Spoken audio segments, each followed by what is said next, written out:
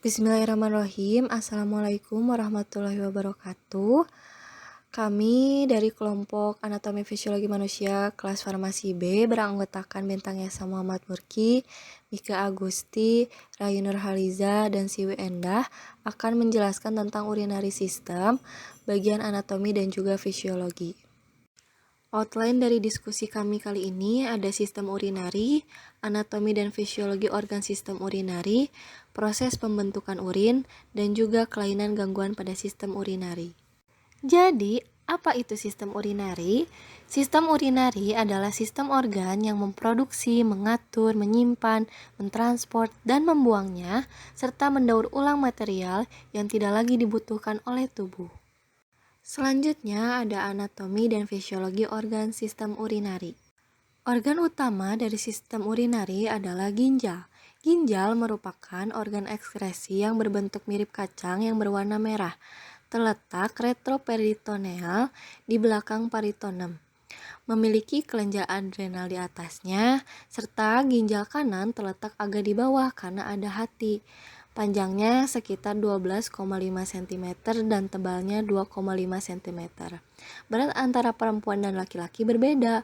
Untuk laki-laki 125 sampai 175 gram dan untuk perempuan 115 sampai 155 gram.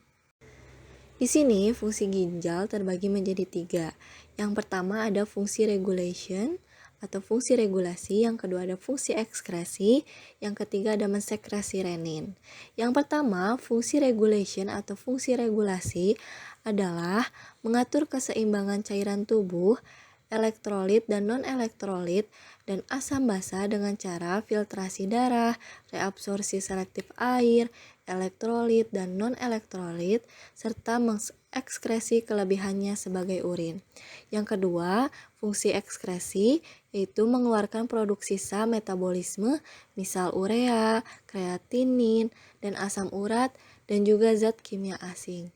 Yang ketiga ada mensekresi renin, penting untuk mengatur tekanan darah, bentuk aktif vitamin D3, penting untuk mengatur kalsium, serta eritropoietin, penting untuk sintesis eritrosit. Sekarang mari kita mengenal struktur internal dari ginjal yang bisa dilihat pada gambar.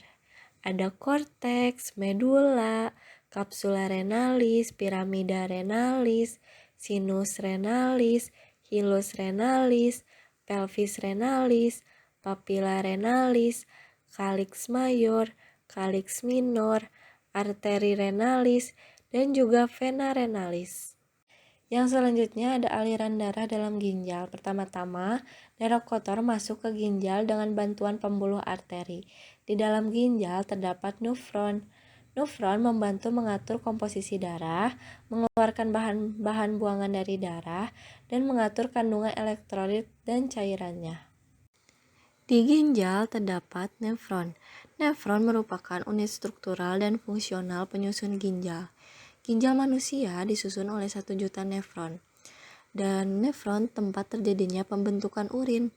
Terdiri dari 2 komponen utama, yaitu glomerulus, di mana terjadinya proses filtrasi, dan tubulus ginjal, di mana cairan filtrasi diubah menjadi urin. Selanjutnya, ada badan Malpighi atau glomerulus, merupakan kapiler yang berbentuk bola berjaling, berhubungan dengan arteriola atau pemeliharaan tekanan darah. Ada arteriola efferent lebar, arteriola efferent sempit. Fungsinya yaitu untuk penyaringan atau filtrasi cairan darah. Selanjutnya ada tubulus ginjal. Tubulus ginjal terdiri dari bagian tubulus yang mengelilingi glomerulus disebut kapsul Bowman. Tubulus proksimal yaitu berfungsi untuk reabsorpsi dan sekresi tidak terkontrol zat-zat. Lengkung Henle yaitu membentuk gradien osmotik di medula ginjal yang penting dalam kemampuan ginjal menghasilkan urin dengan berbagai konsentrasi. Ada tubulus distal yaitu sekresi dan reabsorpsi tidak terkontrol zat-zat. Tubulus collectivus, reabsorpsi H2O dalam jumlah bervariasi, cairan yang meninggalkan tubulus pengumpul menjadi urin yang kemudian masuk ke pelvis ginjal. Organ selanjutnya yang terdapat dalam sistem urinari adalah ureter. Ureter merupakan saluran antara ginjal dengan kandung kemih. Jumlahnya sepasang. Fungsinya membawa urin dari ginjal ke kandung kemih. Lapisan dinding ureter terbagi menjadi dua, yaitu lapisan luar dan lapisan tengah. Pada lapisan luar terdiri dari jaringan ikat atau fibrosa. Untuk lapisan tengah ada otot polos. Organ selanjutnya yaitu kandung kemih. Kandung kemih merupakan kantung yang berfungsi untuk menampung urin sementara. Disusun oleh lapisan otot polos serta berhubungan dengan uretra. Organ ini berbentuk seperti buah pir atau kendi. Letaknya di belakang simfisis pubis di dalam rongga panggul. Vesika urinaria dapat mengembang dan mengempis seperti balon karet. Urinasi diperantai oleh adanya impuls saraf sadar dan tidak sadar. Kapasitas kandung kemih ini rata-rata 300 mili. Organ yang terakhir pada sistem urinari adalah uretra. Uretra merupakan saluran sempit yang berpangkal pada kandung kemih. Uretra juga saluran yang membawa urin keluar dari tubuh. Pada wanita hanya dilalui urin saja, sedangkan pada pria selain dilalui urin juga dilalui sel kelamin jantan. Berfungsi untuk menyalurkan air kemih keluar. Sekarang kita masuk ke proses pembentukan urin. Yang pertama ada filtrasi, yaitu proses penyaringan darah yang kurang selektif. Air, ion, dan zat makanan, serta zat terlalut dikeluarkan dari darah ke tubulus proksimal. Sel darah dan beberapa protein tetap berada di dalam darah.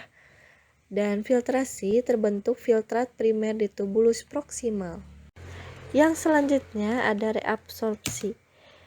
Urin primer yang terbentuk dari tubulus proksimal terdiri dari sebagian besar air, glukosa, dan asam amino serta ion. Kemudian, zat tersebut diserap oleh kapiler peritubuler secara aktif dan pasif. Penyerapan terjadi di sepanjang tubulus proksimal, lekung Henle, dan tubulus distal. Yang terakhir ada sekresi augmentasi terjadi di tubulus distal. Beberapa zat keluar dari kapiler peritubuler ke tubulus ginjal. Ada H+, Na+, dan ion potasium, kreatinin, racun, dan obat-obatan. Akhirnya, urin sekunder dan senyawa di atas bergabung, membentuk urin lalu bergerak menuju tubulus pengumpul untuk dikeluarkan. Sekarang kita akan membahas kelainan pada sistem urinaria. Yang pertama ada batu ginjal, yaitu adanya batu dari endapan kalsium dan garam pada pelvis ginjal. Penyebabnya biasanya sering menahan urin dan kurang minum, selanjutnya kelebihan asam urat, dan kelebihan kalsium. Yang kedua ada diabetes mellitus, yaitu gangguan metabolisme glukosa yang ditandai dengan adanya glukosa pada urin. Hal ini karena kadar gula di dalam darah yang terlalu tinggi. Yang ketiga, diabetes insipidus.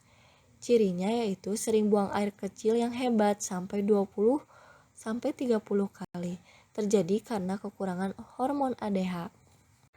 Dan yang terakhir, kita akan bermain game tebak gambar bagian-bagian dan fungsi ginjal. Di sini terdapat bagian-bagian dari ginjal untuk teman-teman mempelajari lebih dalam tentang sistem urinari. Tibalah kami di akhir video. Terima kasih untuk teman-teman yang sudah menonton video pembelajaran sistem urinari dari kelompok kami. Mohon maaf bila ada kesalahan. Thank you for your attention guys. See you on next video. Bye bye. Wassalamualaikum warahmatullahi wabarakatuh.